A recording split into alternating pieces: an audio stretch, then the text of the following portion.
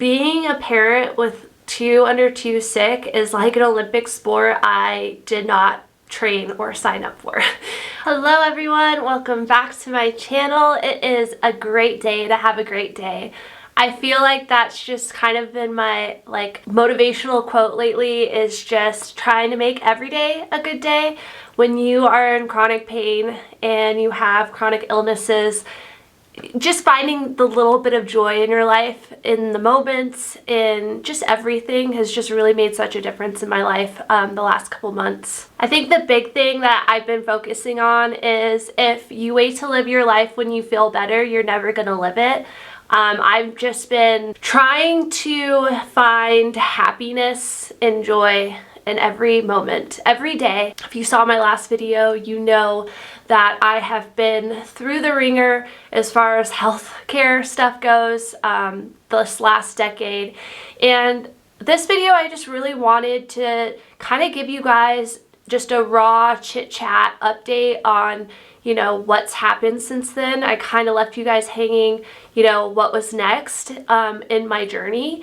If you missed that video, I will have that link down below. You don't want to miss it. It has so much good information. It will just kind of give you an insight of what's currently going on in my life. And I also wanted to give a big thank you to each and every one of you who reached out to me or shared their story or liked that video or commented or just anything that had to do with that video. Thank you so much from the bottom of my heart for all of the love on that video.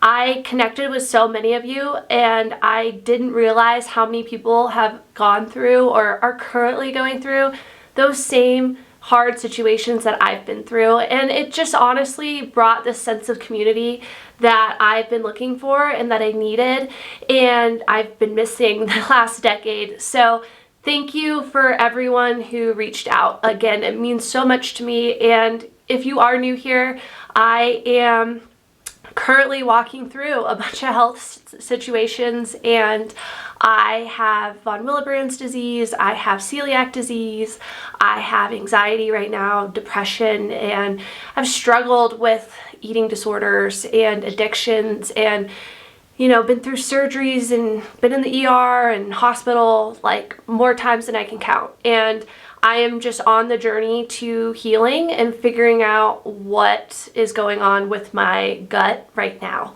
So like I said, this is gonna be a super casual, just kind of chit chat update. I have my hot cocoa. It is currently fall in Colorado, and I am not ready for cold weather. I am, you know, born and raised in cold weather. Like, I'm from originally Jackson Hole, Wyoming, freezing, snow all the time, and then Colorado all 4 seasons. So don't get me wrong, I love the fall and everything, but I don't enjoy being cold. If that makes sense. Rather be on a beach. Yeah, so this might be a little like all over the place, but I wanted to at least just kind of you know, I did write down on my phone, I have like a list of points that I really want to like hit. So again, sorry if it's all over the place, but this is how we're going to do it. So let's go ahead and get into it. Lots of stuff. So the first thing I wanted to talk about was kind of my journey to finding out I had von Willebrand's disease. In my last video, I touched on when I was diagnosed with that, but a lot of you actually reached out and were curious about like my journey to figuring that out, because it is hereditary. So I've had it my whole life, but like what led to that. And I feel like I left out like kind of some big things as far as that went. I just didn't want the video to be super long. And I had mentioned that it was hard to just like go over everything that I've ever been through. So with that being said, I wanted to start there. So how I found out that I had von Willebrand's disease was through my periods. When I had started my period, when I was like 12, I think, I was just bleeding all the time. I had extremely heavy periods. I was bleeding more than I wasn't. So that kind of just like led me to go to a specialist because I was miserable. Some other signs prior to that was like obnoxious bloody noses, to where I would have to like go to the hospital to get them to stop. I was bleeding so much. as well as just like bruising easy and stuff like that. So I think I touched on a little bit of that in my last video, but I wanted to mention that when I went into a specialist for my periods, they convinced me that I was never going to be able to have kids, and that to put myself out of my misery, I should get a like total hysterectomy at the age of 16. And at that point, I had no idea if I wanted to have kids, but I knew I was miserable. So I was all for getting one, and I'm obviously thankful that I didn't, because I have 2 beautiful little girls right now. So yeah, that was a big part of my story, kind of like a turning point in my story actually, when I like started like very much advocating for myself and realizing that every decision, it was like a lifelong kind of repercussion. So yeah, that was major. So they wanted me to get a hysterectomy. I did not. I ended up going on an insane amount of birth control just to kind of like mellow out my periods. Got to a point where I was actually like on 3 different hormones just for my periods. And while all this is happening, I'm still dealing with, you know, my celiac, my undiagnosed celiac at the time. And yeah, it was just a lot of stuff going on. Too much for like a teenage girl. You already have like a lot of hormones, but yes, so that's just kind of like a sped up version of kind of getting to my von Willebrand's diagnosis. Okay, so now I'm gonna just kind of talk through where I left off in the last video. Just kind of like a brief summary. I have been having gut issues since the end of August. I had an endoscopy and a colonoscopy done on September 6th, and at the point of my video, I had still not heard back from a doctor, even like the doctor who did my scopes. I was supposed to be getting an emergency referral to go see a GI specialist who is someone who actually diagnosed my celiac 10 years ago. So I was very much still going through pain, still vomiting when I ate, just severe stomach pain. So I had called back and forth. No one was calling me back. And finally it got to the point where my husband had to physically go into the office of the guy who did my scopes and was like, hey, was the referral sent? Like, what's going on? She's in a lot of pain. I'm, you know, losing even more weight. And come to find out, the referral was never sent. So I had been waiting 3, almost 4 weeks for this referral to be put through, and come to find out it wasn't even sent. They obviously called me immediately after my husband went in there and apologized and said they were going to call, you know, right away, and they were going to get that referral in, and we should hear from them by next week, because at that point it was a Friday. So that following week, it was Monday or Tuesday, and I still had not received a call. So I called the office of the GI specialist. They picked up, they said that they did receive the referral and they were going to get me scheduled. At this point, I mean, I'm ecstatic, because this just means like not necessarily I was going to feel better, but there was like a step in the right direction to get some answers. So again, I'm big about controlling what I can and not worrying about the uncontrollable. So in this situation, it just felt like a little mini win of control. I had my appointment set for a week and a half, I think, after that. And that was as soon as they could get me in, even with the emergency referral, which was kind of unfortunate. But at that point, I had been, you know, 6+ weeks dealing with this on my own, and I was like, you know what, like, I don't have any other options. There's no other GI doctors in this area, like, at all. There's only like one on the whole western slope of Colorado. It's a freaking joke. Anyways, and I knew I wanted to see this guy because he's the one who helped me, you know, 10 years ago. So my appointment finally comes, and I am informed while in the waiting area of like waiting for him to come in that he no longer practices there, and that I was just going to see a nurse practitioner. You know, no shade to that, but it just would have been nice to know in all of this, you know, back and forth commotion that I was waiting to see the doctor that, you know, was actually going to be able to help me. And I was just crushed at that point. I still, you know, went through with the appointment. I was bawling. If anyone knows me, I'm not a crier. And I was just so frustrated, and I was just bawling my eyes out. And they pretty much said, I don't know what we can do for you, but here's some meds. And you probably know my like whole thing on medicine. I very much like, I will use it if I need it. I'm not saying, you know, voodoo to medicine at all. I just have a history of addiction when it comes to, you know, being in pain. I use pain meds if I'm in pain, which is all the time, but I am very much, you know, not the person that wants to get addicted to it. And I don't want to get to a point where I'm in so much pain that I start drinking again.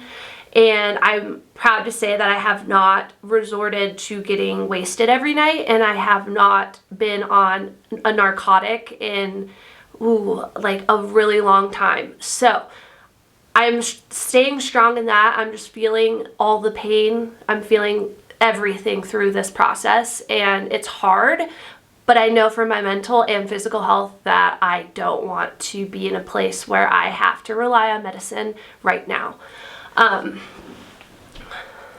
So at this point, the PA or the nurse practitioner essentially says that they are going to tell their higher up everything, all of my information, just kind of what's going on, and then come up with a game plan, and they give me a call. And the consensus was that they wanted to do a pill camera. It's essentially what I did to diagnose my celiac. It just allows you to see more than you would in a scope. Getting this camera done required a lot of people signing off, and she said honestly weeks until it would probably happen. A lot of pre-approvals, insurance, doctors, etc., etc. And ultimately, they are really convinced that I still have a chance of having Crohn's disease, especially with my symptoms and what, like, with my family history and everything.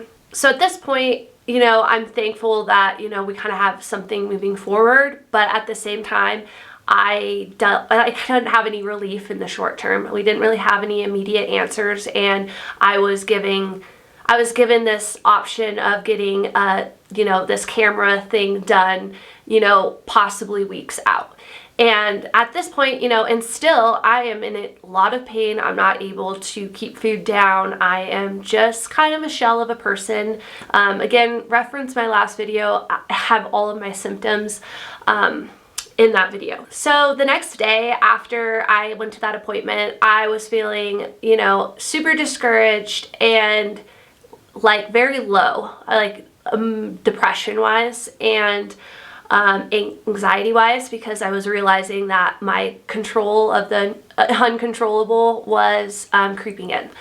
And I woke up in the middle of the night. I was vomiting coffee grounds. I was, you know, pooping coffee grounds, like sludge. Essentially what was coming up this way was identical to what was coming out the other end, as well as blood. I knew something was wrong. I knew I was 99% sure I was having a GI bleed, and it just crushed me because I knew I had to go to the ER. So I ended up in the ER. I went to a bigger hospital this time because my care at the closer hospital was horrible. And I know that if I was bleeding from previous history, they do not carry my pain medicine. Or they do not carry my bleeding medicine. So I just went straight to the hospital that I knew did. And yep, we ended up finding out that I had a GI bleed. They didn't know what was causing it, of course, and they sent me home. So that kind of just brings us to, you know, about a week ago, and I am now sick. My entire family is sick. My daughter tested positive for para-influenza. She is 2.5, which is super scary because she's never been sick a day in her life, and it's hard to see your kid sick. And it's even harder when you're sick yourself. And for those that don't know, para-influenza isn't the flu. It's just like an upper bronchial kind of respiratory thing. And she's just in a lot of pain when she swallows. She was having, high fevers, body aches, just all of that. Thankfully, our 8-month-old is not sick at all. She didn't get anything, which I'm super thankful for. But yeah, this last week has been hard trying to manage my symptoms of my stomach stuff as well as symptoms of being sick. And my husband got sick for a day and a half, and yeah, it just was being a parent with 2 under 2 sick is like an Olympic sport I did not train or sign up for. I don't wish that on anyone. So that's why my voice is the way it is. So yeah, this has just been extremely a very, very testing season of life. Through all of this, we are currently renovating an entire house. It's a 7-bedroom, 3-bath house. We're renovating only half of it right now. We've just been nonstop on that, as well as my husband going to school full time. I'm going to school full time, as well as just taking care of our 2 kids, and kind of navigating and managing, being in chronic pain all the time and dealing with unknown issues, and just feels like we're treating symptoms instead of curing or fixing the root problem. And it is what it is right now. But yeah, it's really hard. Life mentally is a lot more challenging, I think, than physically right now. So mentally, I just feel like I'm in this just survival mode. I feel like I'm in gut therapy. I keep going back to that term, but I just feel like I'm in therapy with my gut right now.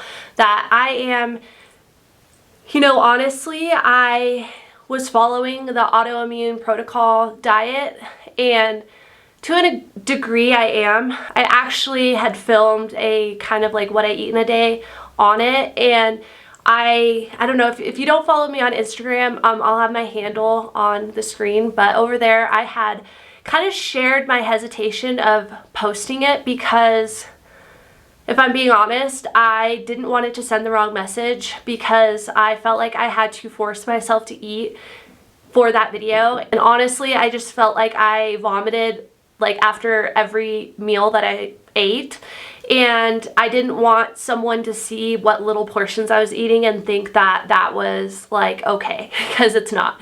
I wasn't eating enough. I'm still not eating enough, especially being sick this last week. I don't really eat at all unless I have to, because it hurts, or no appetite. I'm just not at a place where I think I should also be on, a strict diet. I found that it's been really difficult to follow it. There's not a lot of options on it, as well as I just feel starving. If I am hungry and I eat something that I can have in that diet, I'm starving afterwards. And I end up binging. And then when I binge, I end up vomiting and being in even more pain. So I'm getting to this point where I'm going to just eat, and I have been this last week. If I'm hungry, I am going to eat what looks good and what feels good and what I want to put in my body. I don't want to, I'm just very scared that I am going to create even more of an eating disorder than I already have. I can't trust my hunger cues. My metabolism is completely ruined right now. I'm not nourishing my body, and the only thing I'm able to really control is my water intake. So I am just not putting pressure on myself to really follow this strict diet because someone says that, that it's supposed to make you feel better if you have autoimmune diseases, which, anti-inflammatory foods, I agree 100% is smart for my situation. So I'm not out there eating cake and donuts and, stuff like that, but I am just trying to be a little less hard on myself when it comes to what I'm putting in my body, because any fuel or any food in my body right now is a win, honestly. I also wanted to touch on altitude. I had mentioned in my last video, and I had also asked you guys to comment if you guys notice a difference when you're at like sea level versus like higher altitude, if it affected like your sickness or anything like that, especially if you have like autoimmune diseases or chronic pain or chronic illnesses. And I actually got some responses, and it looks like it does affect a lot of you guys. And to be honest with you, my husband and I had talked about where we would go if we needed to move. We don't want to. This is home for both of us. We're around family. We have, you know, kids, and we want them to be around family growing up. And yeah, right now that's just kind of like we're putting that on hold until we get more of a diagnosis or know what's going on. But yeah, there has been talk of maybe possibly moving back to the Pacific Northwest. That has been the #1 recommendation. And honestly, when we lived in Washington State, I was the best health of my entire life. So I love to travel. My husband and I love to travel. We actually live full-time in an RV, if you did not know that. We love to travel. We traveled for an entire year when my oldest was born. So we are open to, you know, going, you know, testing out a few locations if we need to just kind of figure out if that would help with my healing and just help with my overall health. Okay, so now what? This is like the whole point of this video, is what is next. We are currently putting the camera thing not necessarily on hold, but I am finally to the point in my journey after 10 years of almost completely giving up on like doctors and like that approach to healing and treating whatever's going on. So I am officially going the holistic route, the natural path, whatever you want to call it, route. I have found multiple people have recommended this one doctor. I am not going to have him linked below because I want to wait, and you know, I'll take you guys on that journey of, you know, going to the office and what they do for treatments and stuff like that. See how it goes before I recommend him. But tons of people recommended him. I looked at his website, and honestly, everything on there is exactly what I've asked doctors to test for or to like look for me.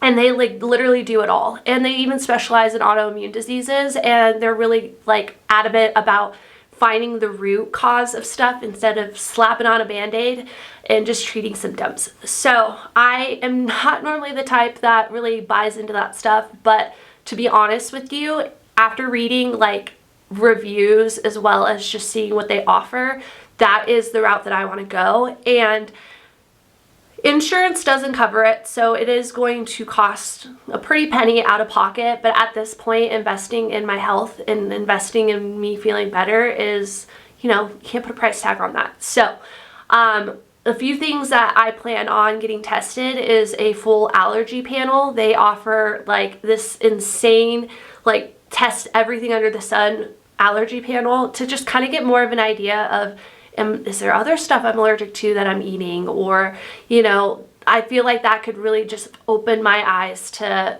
you know, things that could potentially be damaging my gut right now without me knowing it.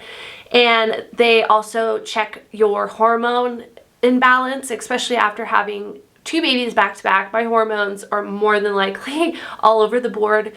Your thyroid, they see if you're deficient in anything, and they can give you like infusions, which I had when I was pregnant, and it made such a difference, guys, like such a difference. So that's super like intriguing. And then they also have some other specialty like tests that they do, you know, depending on like if you have like, I have celiac disease and von Willebrand's, and just kind of like more catered towards your specific like disorders.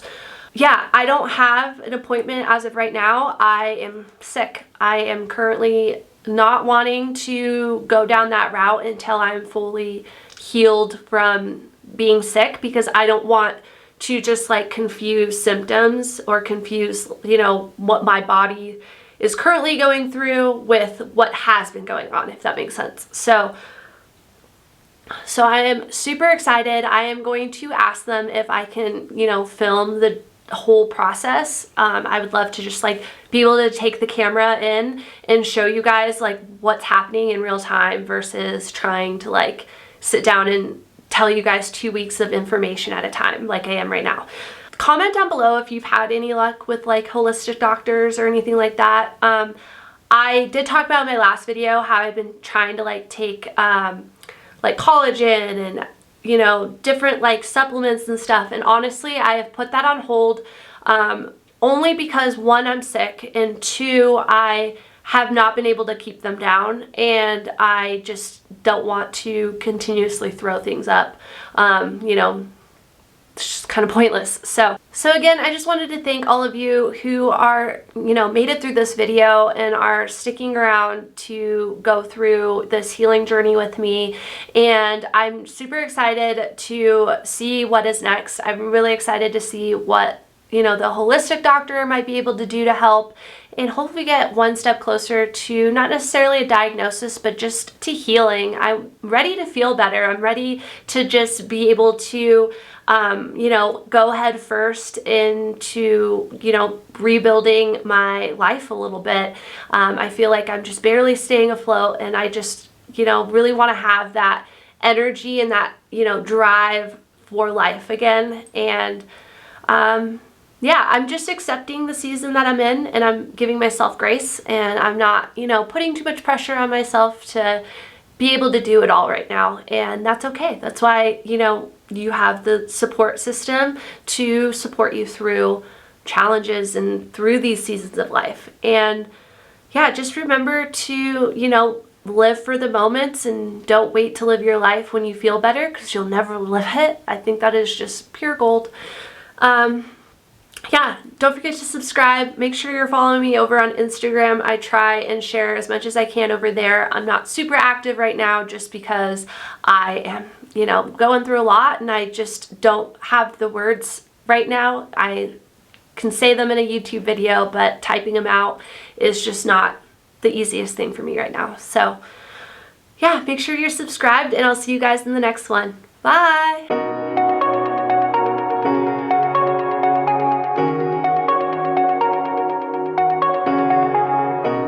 Shooting me with words, but I won't let them bruise.